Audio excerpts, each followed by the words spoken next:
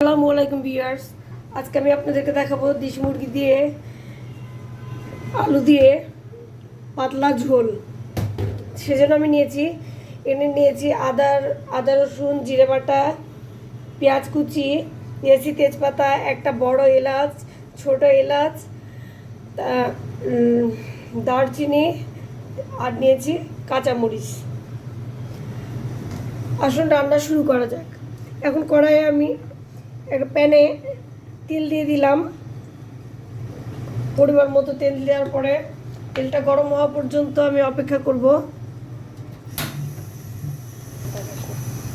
প্যানে আমার তেল গরম হয়ে গেছে। এখন আমি দিচ্ছি পেঁয়াজ কুচি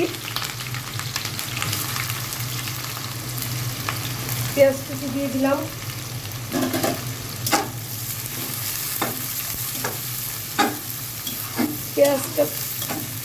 পেঁয়াজটার মধ্যে আমি দিয়ে দিচ্ছি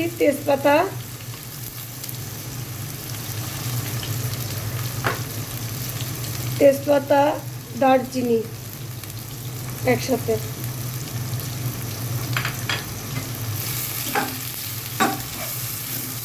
পেঁয়াজটা আমি হালকা ভেজে নেব। দেখুন আমার পেঁয়াজটা ভাজা হয়ে গেছে ভিউয়ার্স। এখন আমি এর মধ্যে অ্যাড করছি পানি মশলাটা ভাজার জন্য।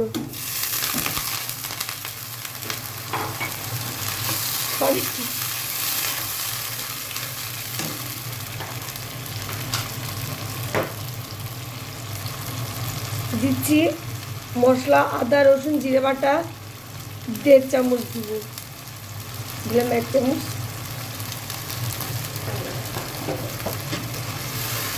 একটু নাড়া দিয়ে নিয়ে এখন একে একে আমি সব মশলা অ্যাড করবো। দিচ্ছি ধনে গুঁড়া 1 চা চামচ, লবণ দিলাম পরিমাণ মতো,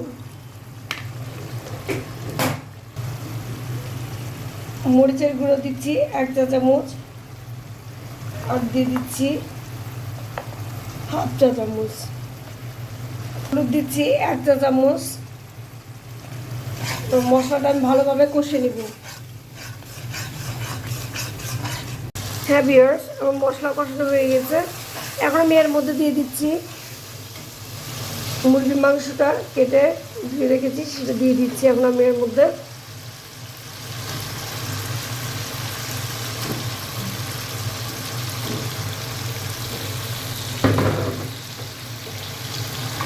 এরপর আমি একসাথে আলুটাও দিয়ে দিব, একসাথে দুটোই কষিয়ে নিব। এতে সময় যেমন বাঁচবে, রান্নাটাও তাড়াতাড়ি হয়ে যাবে। তাহলে আমি এটাকে ভালো করে কষিয়ে নেব।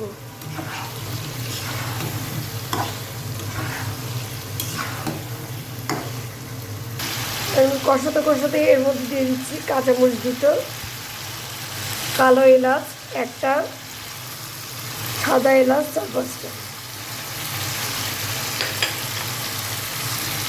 এটাকে ভালোভাবে কষিয়ে দেবো।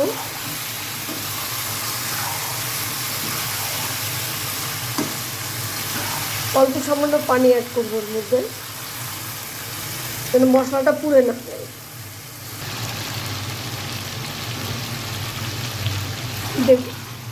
দেখুন আমার মশলা কষানো হয়ে গেছে মুরগির মাংসের।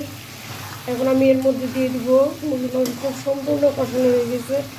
অনেকক্ষণ কষে নিয়ে এর মধ্যে এখন আমি সেদ্ধ হওয়ার জন্য পরিমাণ মতো পানি দিয়ে দিব, যতটুকুটা আমার প্রয়োজন ততটুকুটা।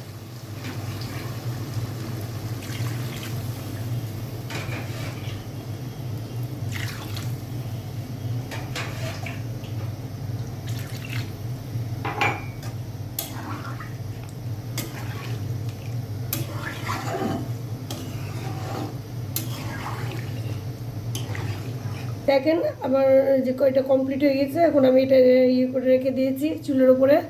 এখন পরে আমরা রান্না শেষে আপনাদেরকে দেখাবো। আপনারা দেখে কমেন্টসে আমাকে জানাবেন যে কেমন হয়েছে। যদি ভালো লাগে আপনাদের লাইক দিবেন, কমেন্টস করবেন, শেয়ার করবেন এবং আমার চ্যানেলটি সাবস্ক্রাইব করবেন। ধন্যবাদ সবাইকে। আমার রান্না কমপ্লিট। এবার দেখুন আপনারাই তরকারিটা কেমন হয়েছে। তরকারিটা দেখে আমাকে জানাবেন। আর যদি আপনাদের ভালো লাগে লাইক কমেন্টস করতে ভুলবেন না। আর আমার চ্যানেলটা অবশ্যই সাবস্ক্রাইব করবেন, আপনাদের কাছে আমার অনুরোধ রইল। ধন্যবাদ সবাইকে। আসসালামু আলাইকুম।